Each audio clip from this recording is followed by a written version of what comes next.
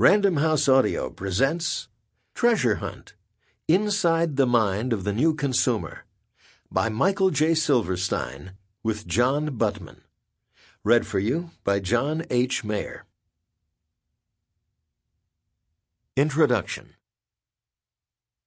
One of my earliest projects as a young partner at the Boston Consulting Group was for a company that made a variety of chemical products for home use, including cleaning agents and bug spray.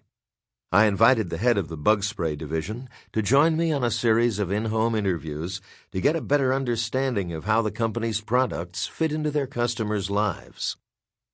One of our first visits was to a 60-ish woman named Lily, who lived in a mobile home park near Tampa, Florida. She welcomed us in, and we perched ourselves on folding chairs while Lily dropped into a lazy boy recliner. I asked Lily to tell us a little bit about herself, and she launched into the story of her childhood in Mississippi, her first marriage, the birth of her 2 kids, her hard-working life, her divorce, and remarriage.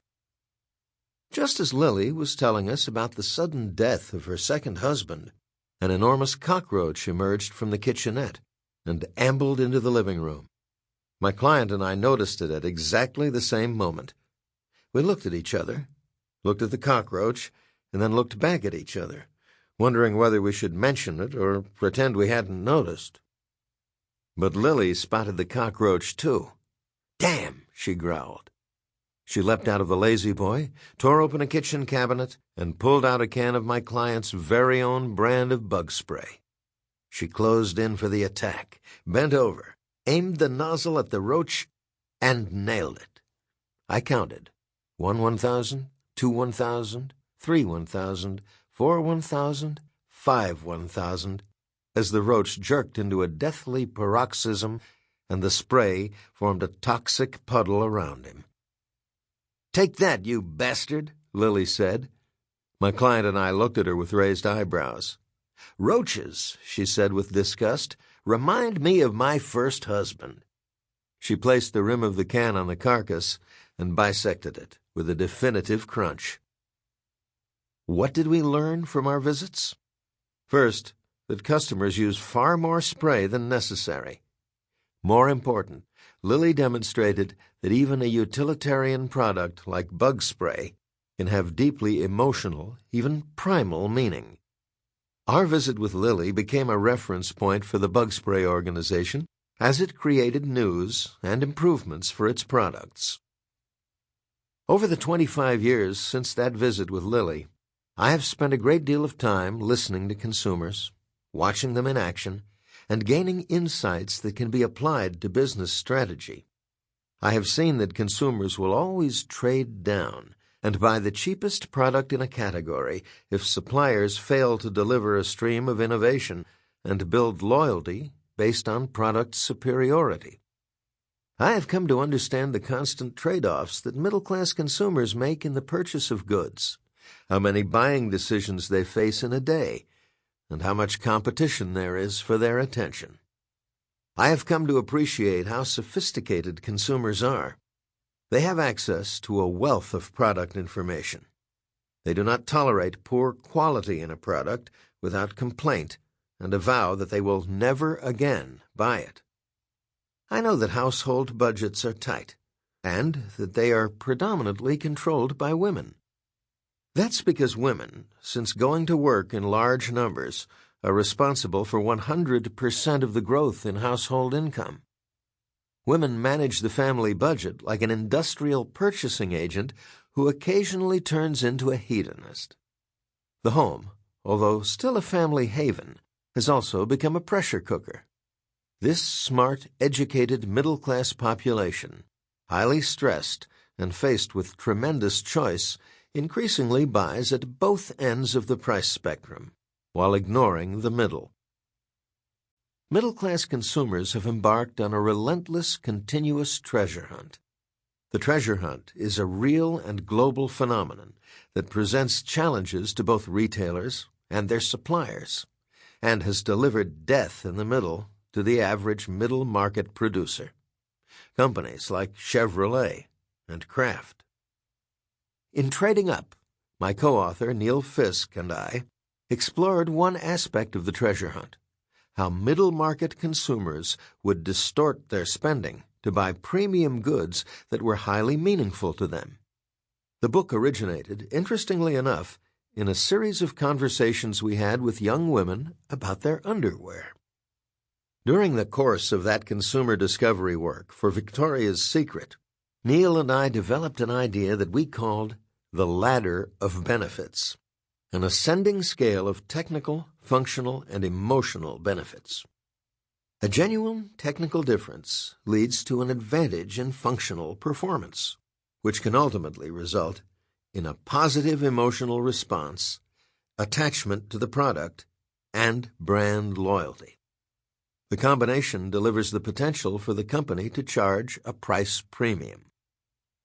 With the ladder of benefits in mind, we worked with the leaders of Victoria's Secret to help create a new line of lingerie called Body by Victoria. It offered technical, functional, and emotional benefits, and Victoria's Secret priced it at a premium to middle-market lingerie. The new line took off and quickly grew into a $500 million business. Its success was evidence that if you get the ladder of benefits right, consumers will not only pay a premium for your product or service, they will even distort their spending patterns to do so. At first, we thought this might be an anomaly and applicable only in the fashion industry. But we researched many other categories of consumer goods, including cars, wine, spirits, and home goods, and found that the desire to move up the ladder of benefits was a broad phenomenon. In category after category, up to 20% of the market was in goods that sold at a premium of 50 to 200% to mid-price offerings. We estimated that trading up in 2002 accounted for about $300 billion in annual sales in about 23 major categories in the United States. Since then, it has grown to over $500 billion in this country and about the same amount in Europe. In my work with clients and consumers since 2002, it became increasingly obvious that the trading up phenomenon, although extremely significant, is actually just one element of the bigger and more important story of the treasure hunt: the bifurcation of the consumer goods market into trading up and trading down segments, with death in the middle. Thus, this book deepens the inquiry and broadens the scope of the work begun in trading up with two main purposes.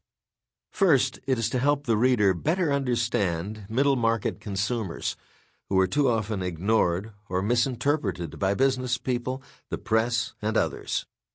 Some economists even characterize them as spendthrifts and the culprits behind the U.S. trade deficit.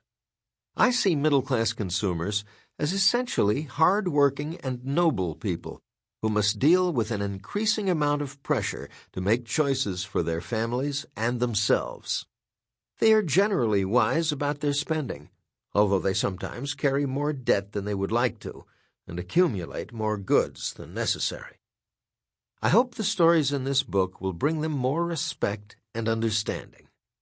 You'll meet Alice and Ben Nelson. The family went on an austerity budget to afford 4 TVs as a Christmas gift. Sarah and Rick Montfort. Sarah drives across town to save a few pennies on chicken.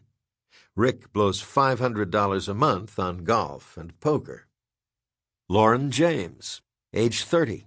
She invests heavily in clothing and personal care and saves money by eating Cheez-Its at the 7-Eleven.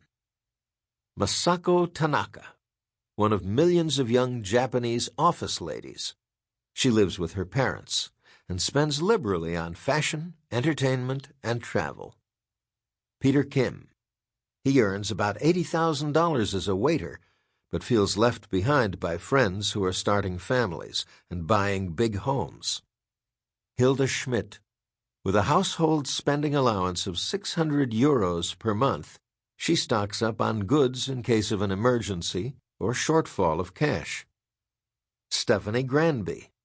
She fell in love with scarves in her early 20s, but Sample complete. Ready to continue?